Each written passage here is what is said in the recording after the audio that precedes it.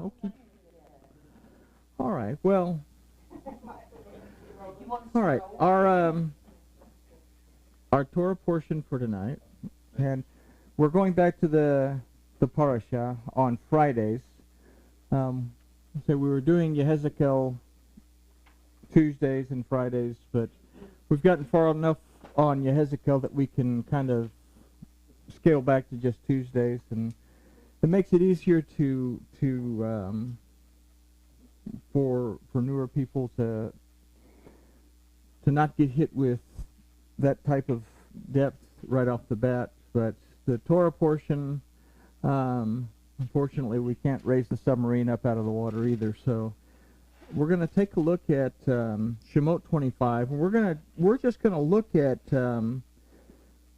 two of the verses, and then we're going to kind of just skim over the balance of the verses within the body of the paper. But it's how to build a tabernacle, and what this Torah portion is talking about is people giving materials voluntarily to build the tabernacle and all the furniture and everything that goes in it. So before we do, let's talk to our Elohim, and then we'll take a look at some interesting stuff. Master Yahuwah, we thank you for this time together. We thank you for this opportunity to study your word. We ask tonight that you will open our eyes, open our ears, and open our hearts so that we can see, hear, and understand what your word has to tell us. And we thank you for it through Yahshua. Amen. All right. So we start with this first verse of Shemot 25 that simply says, "And Yahuwah spoke unto Moses, saying," and we say, okay, well, this is just an introduction to a verse that Yahuwah spoke to Moses. But like everything, we ask, what does this mean? Because it's called the Torah.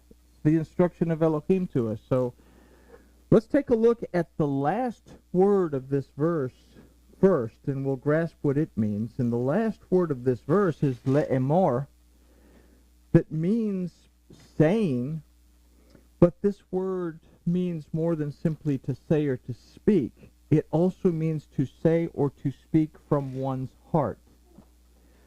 Now, the word for spoke in this verse is the first word, or within the first word of this verse, that is daber, that aside from spoke, also means to proclaim, to declare, to command, and to promise. Now, we read that it is Yahuwah who is doing both of these. He's speaking to Moses. The name Yahuwah, well, we've discovered Yahuwah from its root, Yavah, means to exist. From its root, Yara, means to exist in the future. And from Yehyeh, it means to exist in the past. So in the name Yahuwah, it means everything there is, everything there was, everything there will be, today, yesterday, and tomorrow. So this name of Yahuwah means everything at every time. And he is speaking to Moses. That means to draw out or to be drawn from. So the idea that we can formulate here is that from the heart of Yahuwah, we receive his proclamations, declarations, commandments, and promises concerning everything at every time, and it is from here that we draw them out. Now, the last letter in the Torah, in the word Yisrael, is Lamed. The first letter in the Torah, in the word Bereshit, is Beit. You put these together, they spell Leb, which means heart. So the heart of Elohim is the Torah. And when Yahshua says, "Come to me, all of you who are stressed out, freaked out, and wigged out, and I will give you rest. Take my yoke upon you, for my burden is easy, my labor is, I'm not going to be all that harsh on you." The Aramaic says, "For I am humble, and in my heart you will find rest for your souls," We don't get this in our Greek-based Bible. So if we find rest within the heart of Yahuwah, and Yahshua says that you will find rest within my heart, the Torah is also called Yahshua. Yahshua means the deliverance, the redemption, the deliverance, the restoration that comes from Yahuwah. So we find our rest within Torah. And at the very center of the Torah, in Vayikra or Leviticus 11:42, in the word for belly, gachon, we find an enlarged vav, the sixth letter of the Aleph-Bet that represents you and I. It represents humankind. Inside of the word belly, which is alluding to the idea of the letter tet, that we learned that we need to get another pen. The letter tet, that we learned that we have a choice to make.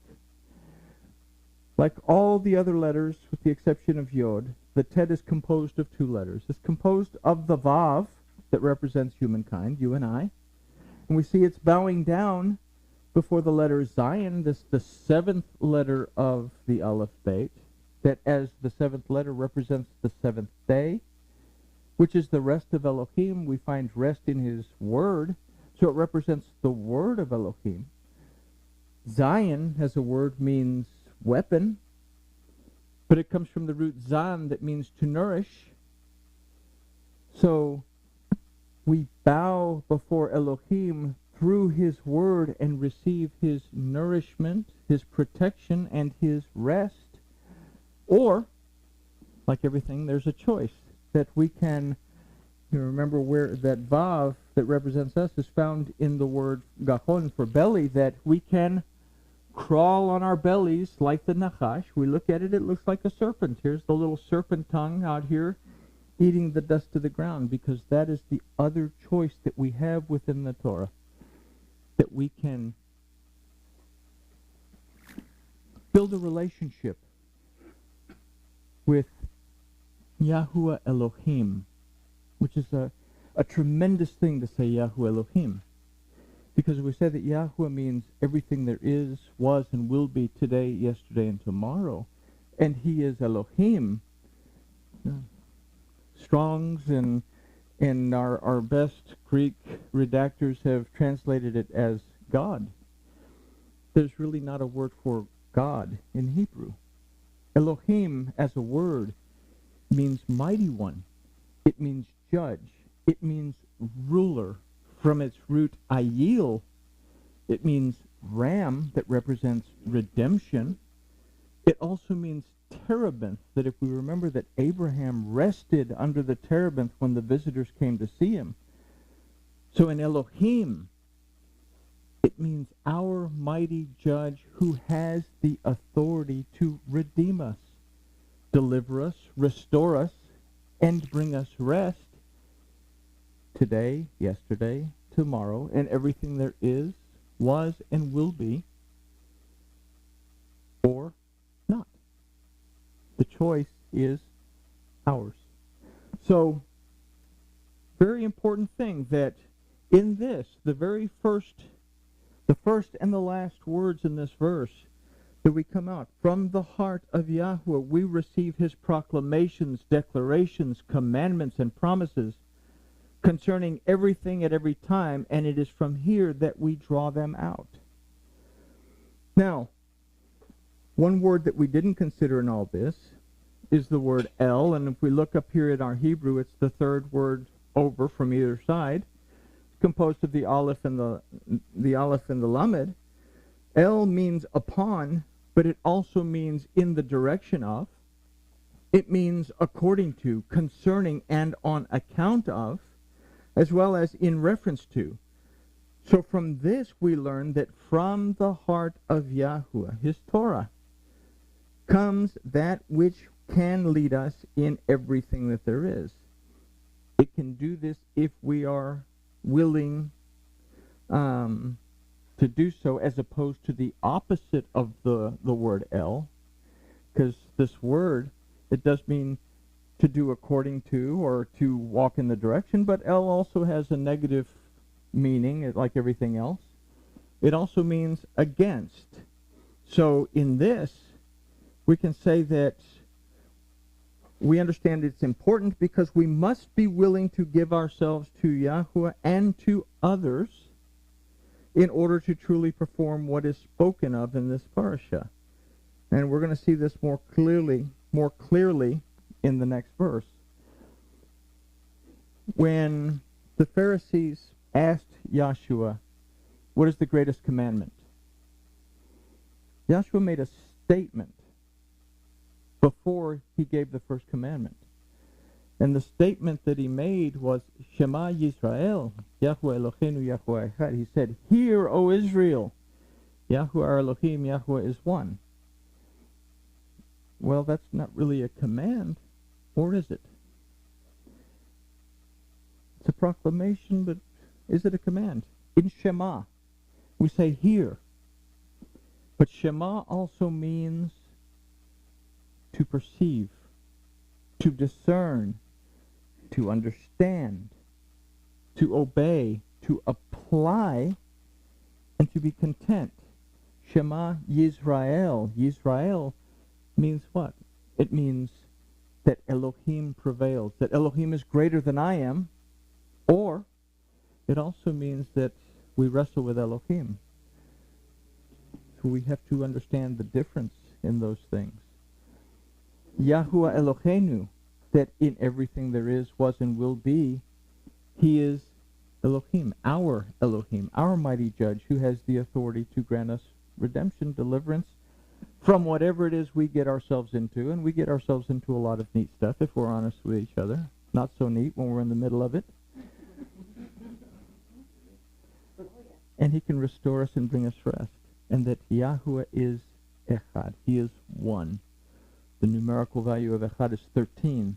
That he is one with his word. 13, the ordinal value of the Mem, that takes us back to he is one with his word. So, very important that we understand this, that we have a choice, that we can move towards Elohim or move against Elohim. Now, this next verse, verse 2, says, speak unto the children of Israel that they take from me an offering of every man whose heart makes him willing, you shall take my offering. Okay, so talk to the children of Israel and tell them if they want to bring something, bring something. If they don't worry about it. And from there, we'll do something with it.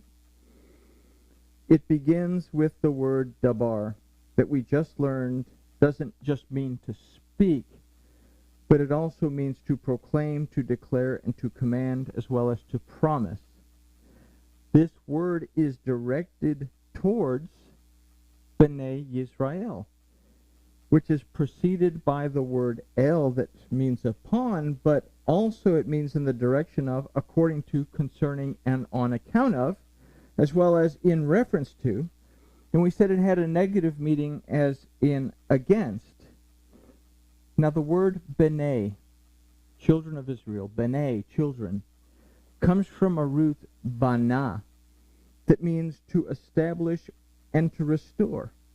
And if we said Yisrael means that Elohim prevails, that Elohim is greater than I am, but also means that we wrestle with Elohim. So in these first four words, we can formulate an idea that the proclamation, declarations, commandments, and promises of Yahuwah are directed towards those who have established that Elohim prevails in their lives, as well as to those who are wrestling against Elohim, and that they are meant to bring restoration to both or not. It's a choice. Bnei Yisrael, we read about the children of Israel all the way through Torah and through the Tanakh, and we say, Yahshua said, you worship what you don't understand. We could say that he said, you worship but you don't understand. Whichever way, you could say it either way. It's tried to be It's tried to have been, I don't know if I can say it that way, but I guess I can say it that way now, written off as a dispensation. All that Old Testament stuff just is for the children of Israel. It doesn't apply to us because Jesus died on the cross. And let's go back and understand what this means. Are you the children of Israel? People say, no, I'm not the child of Israel. I'm born again, believer and all this. If you are B'nai Yisrael, if you have established that Elohim is greater than you are, then you are B'nai Yisrael, then you have established that Elohim prevails. Are you a Hebrew? No, I'm not a Hebrew. The word Hebrew comes from its root, Ibrit, that means to cross over. Have you crossed over from one life into another life? Have you gone from being a carnal creature to being a spiritual creature connected to Elohim? Then you are Ibrit because you have crossed over. You are a Hebrew. Are you Yehudim? No, I'm not a Jew. Yehudim means Jew. Are you? I'm not a Jew. I'm not Yehudim. But Yehudim comes from the root Yudah, that means to praise as well as to be grateful. Do you praise Elohim? Do you show gratitude? Well, then you are Yehudim. So we go back to Torah, and it's talking to the children of Israel. If I have established that Elohim prevails in my life, then this is talking to me. They call it Torah for a reason. It's instruction. That's what Torah means. So, Davar, the proclamations, the declarations, the commands, and the promises of Elohim respond to me. And that the proclamations, declarations, commandments, and promises of Yahweh are directed to those who have established that Elohim prevails in their lives, as well as to those who are wrestling against Elohim. And they're meant to bring restoration to both. It's a choice. So the next phrase that they take comes from a single word, veyehu, that from its root lakach means not only to take or to bring, but it also means to lay a hold of something, to take possession of, to grasp. This word is connected to the word li, that means absolutely nothing. It's a word that doesn't have a definition. But let's consider the letters that make up the word li. That we have the lamed, that we remember from its Proto-Hebrew, looks like a shepherd's goad, what was used to guide the sheep. The word lamed is one of the Hebrew words for instruction. So lamed represents the instruction and the guidance. And then the yod, the smallest letter of the Aleph Beit, the only letter that's not formed by other letters. It's complete within itself. It's the first mark when the pen touches the paper, the yod is formed. We form a letter. In this case, we form the vav. And when the pen leaves the paper, the yod is complete. It is the first and the last mark that comprises everything in the middle. So we have the first letter, the last letter, and one of the two middle letters spells the word emet, which means truth. Yod is the root letter of the name Yahuwah. All the letters are formed by the Yod. So it represents the truth, the power, and the ability to bring forth manifestation. And it's the truth and the power and the ability to bring forth manifestation of Yahuwah. So what do we see in these two letters that are formed in a word that means absolutely nothing? That it's the instruction and the guidance in the truth, power, and the ability of Yahuwah. If we talk about these two letters, li, the gematria of these is 30, and yod is 10, gives us 40, which is the number of transition. we have what? We have 40 days and 40 nights of rain to take out a wicked generation and bring in a restored generation that's going to go back and make it the way it was. But Elohim has another plan, which is a good thing. We have Moses, 40 years in the court of Pharaoh learning how to be a prince. 40 years in the wilderness learning how to forget to be a prince and learn how to be a shepherd. 40 days at Sinai, receiving the Torah, to take them from being a people of slavery to a people of Elohim. 40 years in the wilderness to go from an unbelieving wicked generation to a restored believing generation.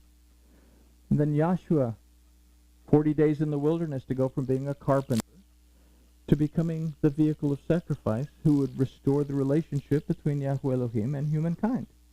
So 40 represents transition. It's also the numerical value of the letter Mem.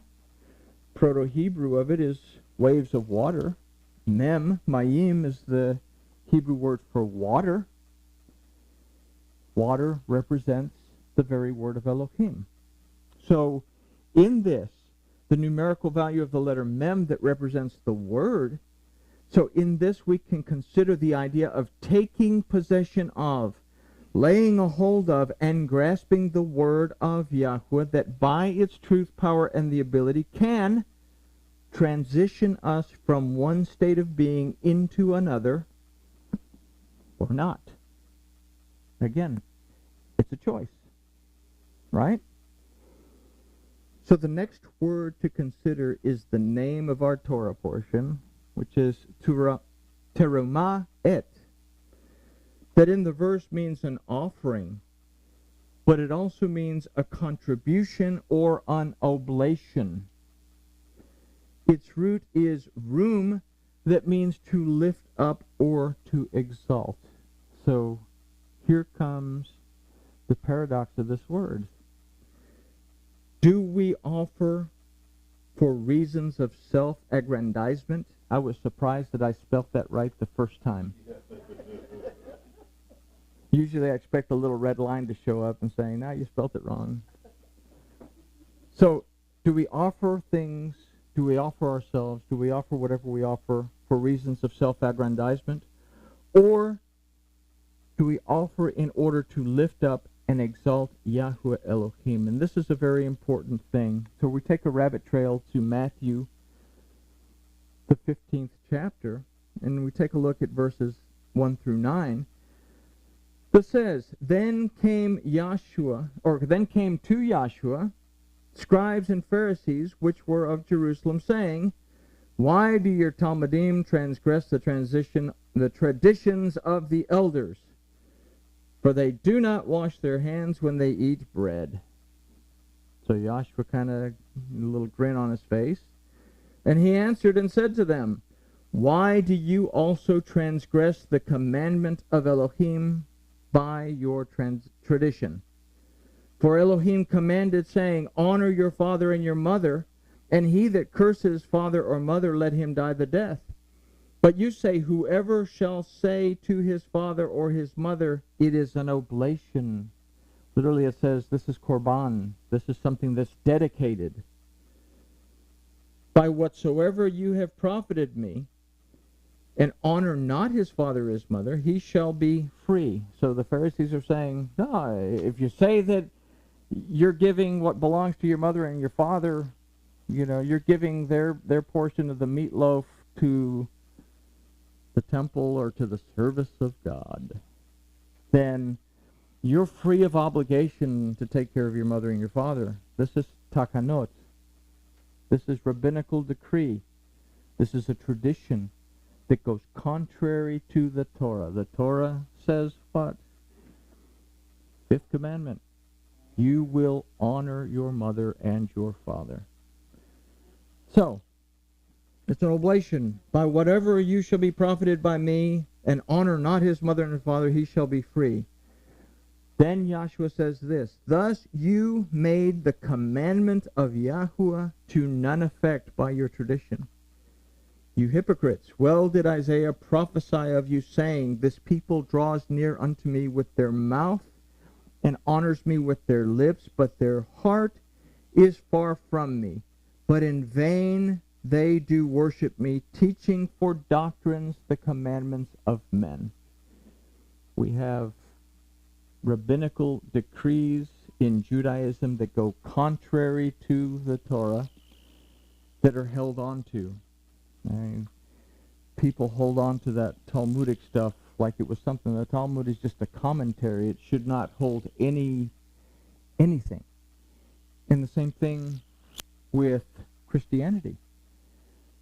They've become so infatuated with the writings of Paul without understanding what Paul's saying, because they haven't taken the time to understand what the Torah says. If you don't understand Torah, you can't understand what Paul's talking about. But like Peter says, his writings are difficult to understand, and people will twist them. So we have doctrines and dogma in Christianity that also go contrary to Torah. These people honor me with their lips, but their heart is far removed from me. Joshua said, you worship what you don't understand. So, there is a difference between an offering to Elohim and truly worshiping or connecting with Yahweh Elohim. In this piece from Matthew, we learn that a topical interpretation that is not according to the word of Yahweh is transgression. And if we stick to keeping the rabbinical takanot, the decrees, or we stick to keeping dogma or doctrine established by the church fathers that goes contrary to the word of Elohim, from either direction, it's transgression to do it and then realize, oh, this is wrong. I'm making teshuvah. I'm turning around and I'm going to keep Torah. As opposed to saying, well, I'm going to do it because everybody else is doing it. And, all that God stuff is only good for a couple of hours on Sunday when I happen to make it to service. Wednesday night, if there's not something better on TV.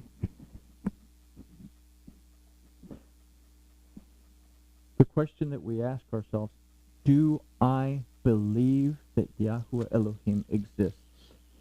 And if I say, yes, I do, then the goal of the Torah is for us to build a relationship with Elohim that's 7 days a week, 24 hours a day, not just a few hours out of the week.